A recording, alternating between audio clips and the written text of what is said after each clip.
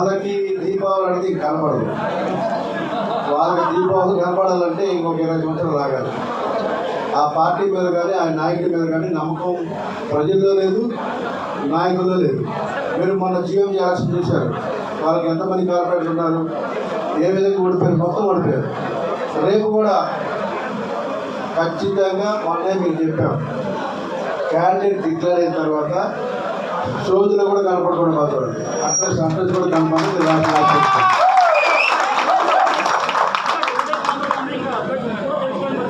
రేపు రేపు రేపు డిసైడ్ అయిపోతుంది. ఖచ్చితంగా డిసైడ్ అయిన తర్వాత మీరు చెప్పారు చూసారా, దీపావళి రాబోతున్నారు. దీపావళి కాదు వచ్చేది, వాళ్ళకి అమావాస్య వస్తుంది.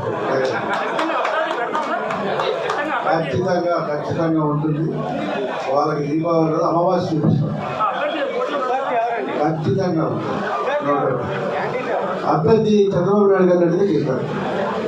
ఇప్పుడు ఇంకా ఆయన ప్రకటించారు కదా, ఆయన మధ్యలో ఏముందన్నది మాకు తెలియదు కదా. ఆయన ఒకసారి ప్రకటించిన తర్వాత మేము చెప్తాం.